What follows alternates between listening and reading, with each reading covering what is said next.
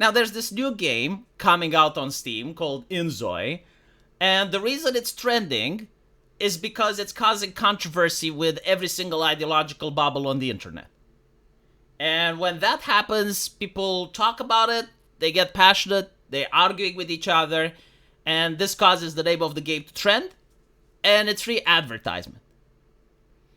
And it's getting to the point where the developers themselves are taking part of the controversy in what I would consider to be very slick marketing thing, where they're acting outrage over something that they put in the game in order to keep generating the controversy. And a lot of people like genuinely consume themselves, right? Like they're looking at the video game and they're getting so fucking enraged about it that they're going on the internet talking about the game, and while they're doing this, they're promoting the game.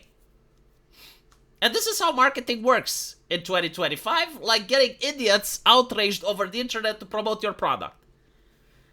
And so the question is like, why are people upset? Well, apparently people on the left and the right are upset about this game, which seems to be a game very similar to the popular Sims franchise.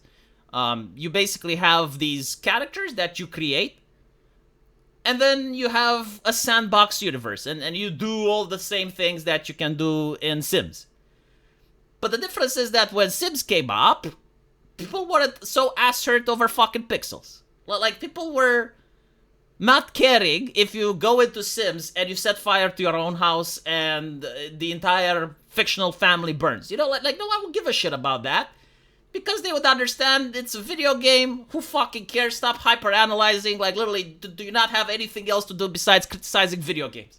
Like, when did video games become such an important aspect of society that our entire universe need to spin and gravitate around them? And when we judge people in the real world, we don't judge them by their actions, but we judge them by the video games they're playing. You know? Like apparently this is where we're going to. Like, you're going to have a lawsuit in the future, and the judge will ask, it's like, can you show me what video games is the defendant playing? Because I need to judge his character. But apparently, you know, people are really interested in this, but developers are taking advantage of this culture in order to market their products. So why are people upset about this particular game? Well, the left is upset, and I'll make a video about it, because it doesn't have homosexuality in it. I'm not kidding, there's articles condemning the game for being too heteronormative, right? So that's a video for another time, but apparently that upsets them. Certain people are upset because the game is made in Asia, right? So, like, because it's not a Western game, they're unironically ass mad that it's made in a country filled with sin and degeneracy. And I genuinely, like, don't understand when this type of mindset became a thing. Like, if you listen to Chinese music, it's fine. If you listen to South Korean K-pop, it's fine. If you watch Chinese movies, it's fine. But if you play Asian video games, that's too much. Like, that's way over the pale. Like, what are you doing? You're not allowed. People will judge you. You're not supposed to play games from Asia. And so that's the group of people. And finally, another group of people are upset that the character creator allows you to create underage characters. Like, this is another problem because, like, okay, it allows you to create underage characters. But what about the Rorschach test? Like, how do the person behind the monitor views these characters? What is he thinking when he's playing with these characters, right? Again, you know, you could do this with Sims, but, like, back then, people weren't armchair psychologizing it.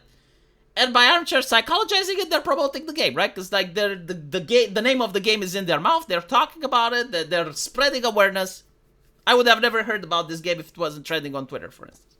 And so the developers, realizing that people's emotions are high and they're easily manipulated, they're concerned trolling. And all of a sudden they're coming out and they're giving statements to the press saying that, oh goodness, we found out that people are hurting the kids in the game. Again, like, the game is a sandbox game, kind of like Sims, right? So you can do whatever the fuck you want, and certain people realize that you can use traffic accidents against underage characters, right? And this is how people play the game. And all of a sudden, we're acting like this is a moral crisis of every proportions. Like those people, they're free in the world. What if they reproduce what they're doing? Because obviously, you know, people like to reproduce everything they do in video games. Like, everything that happens in GTA, people try to do in real life. Everything that people do in SimCity, If they were to become a mayor, they would reproduce that, you know? And so we need to pretend that video games like Fallout 2 never existed. We need to pretend that books like Game of Thrones were never written. This is like a new thing. This never before happened in society.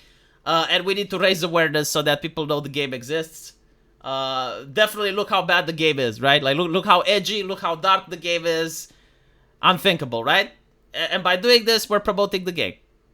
This is literally the marketing tactic. Fallout 2, for instance, it has NPCs that are kids. And if you kill them, you get the child killer perk, which makes merchants and other people in various communities refusing to engage with you because your karma is really bad. And if you keep doing it, you even get bounty hunters sent after your player. And so it causes interesting immersion, right? Like when you want to fire a rocket launcher into a building and you don't know what's in it and you accidentally hit an NPC that's a kid, well, you get the perk, right? And so it adds an interesting level of immersion, creates for interesting storytelling. There's another place in the world called Reno, and at the Reno casino, you got 2 kids that are guarding the entrance. And if you walk past them, they pickpocket you. Sometimes they can pickpocket your plasma rifle or another expensive item. And so the only way to get it back is to fight them. But if you fight them, the entire village is up on your ass because they're kids. And so this game, like Fallout 2, allowing into a place where creativity exists, managed to make a very immersive universe, you know, by deciding to have these very interesting moral dilemmas in. Like, what do? You know, a kid has pickpocketed your plasma rifle. Do you allow him to have it, or do you make a fuss about it, but, like, take into account he's a kid? Right? Like, it's interesting when you play these types of games. But, again, everything spins around Western sensibilities. Like, the entire entertainment universe seems to center America. This is why they freak out when Asia is making entertainment.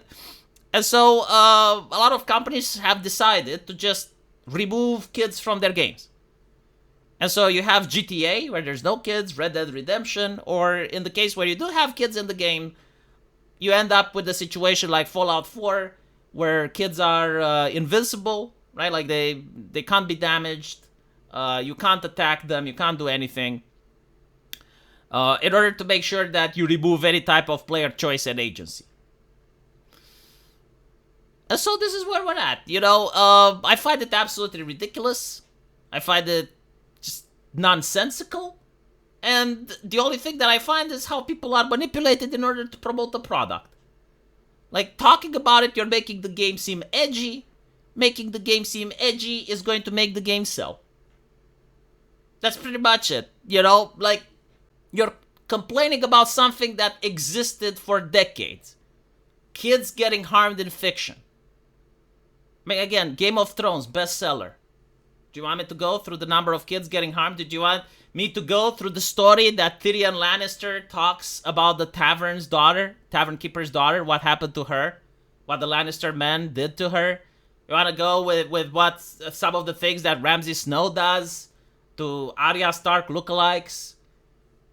No one cared, right? Because it's fiction. Who the fuck cares? Video games, right? Like, Fallout isn't the only one. League of Legends, you get to play as Annie, a little girl with a teddy bear, and she gets killed by Renekton. Right? Like, in order for people to care, it would have to at least be something that was never done before. It would have to be something new that you know, genuinely pushes boundaries.